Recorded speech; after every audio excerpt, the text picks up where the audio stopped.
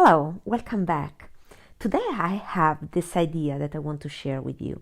To go back to the videos where I discuss the best of the best candidates that I did in 2022 and tell you what I purchased, what I skipped, and what I bought and decluttered because they were not worth it. So now is the right time to recap, to go back and tell you the updates about those products.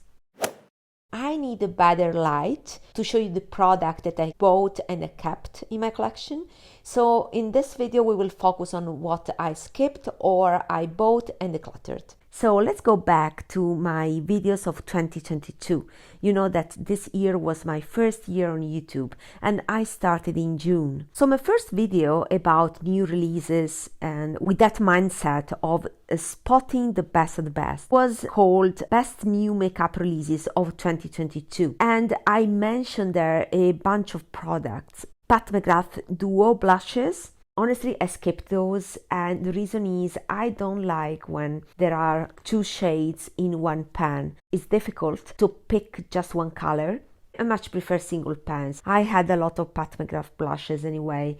Then I talked about the Danessa Myricks Blurring Balm. I purchased that. It was a fail for me, a huge fail. I decided to purchase the colored one. I didn't want to layer foundation on top of that. I wanted the balm to already have a little bit of coverage to be already the color of my skin tone, so it could also work as evening out product, you know. I applied a little bit of product, very little quantity, but still the effect on the skin, on my skin, was horrible. I could see every line. I could see new lines on my face. I decluttered. Waste of money for me, of course, for my type of skin. The Charlotte Tilbury bronzer, I skipped them because I had already the new Gazon palette that has a beautiful bronzer. I didn't want to, have duplicates. I'm not a bronzer person, and therefore I'm pretty sure that if I buy bronzer, I won't use it so much. So better not to have a lot of products. For me, it was not worth the investment, but is actually one of the best on the market. So if you are in the market for bronzer, this is still one of the best on the market. Dries Van Noten lipsticks. I haven't purchased them. I want to try the matte formula, but problem is that the colors are not my colors. I can see a lot of reds.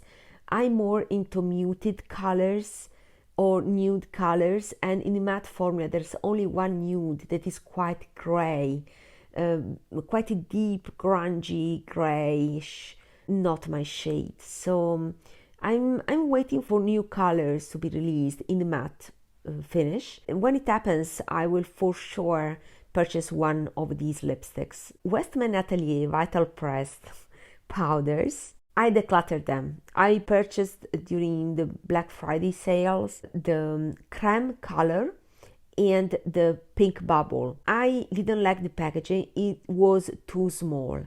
And honestly, I can tell they are overpriced. It's a face powder.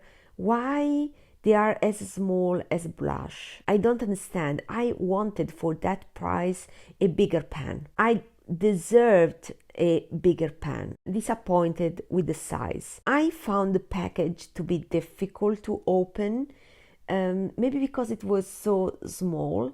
They developed art pen. When I sweep a brush on my face with SPF, that is the time when I use mostly setting powder. That stickiness and oil greasiness goes unavoidably to the pan, and the fact is that compact powders always develop art pan if you use that way, if you want to set a oily glowy face. So if you have a glowy base and you want to use powder, better it to be loose so that you do not develop art pan in the compact. What I did was actually decluttering those WESTMAN Atelier powders because I didn't want to deal with that art pan. Also, the pink bubble, yeah, it was quite whitish. The brightening was from the fact it was very light, but the pinkness didn't do anything to my skin. I didn't see any advantage of having pink bubble. So what I did in the end, I decluttered those. I purchased instead a bunch of Pat McGrath blurring powders. And in my next video, I will tell you why I think they are superior. So let's go to the other video, the Pat McGrath palette. That was just a palette for, newbie, people that were new to the brand. I'm happy to have skipped it, not for me. Anastasia Beverly Hills Nouveau palette. That one was a hit. I didn't purchase it because it was still on the warm side and the greens in there were quite light. I much prefer the ISAMAYA palette, and that is the one that I purchased, but I'm trying to declutter it to resell it. It is a really makeup artist palette. It's not quick and easy for me to get a quick look in the morning. Then the other video was called Best New Makeup Releases for Fall 2022. I mentioned the Tom Ford Face and Eye palette. Those are too expensive. Then the Guerlain one, formula is amazing, equivalent to the Tom Ford Wet and Dry, but for me they are skipped because I haven't found a combination of colors that intrigues me. Then I talk about the Suqqu Fall collection, and I mentioned that I wanted the palette. I purchased the palette, and finally the Chanel Tweeds.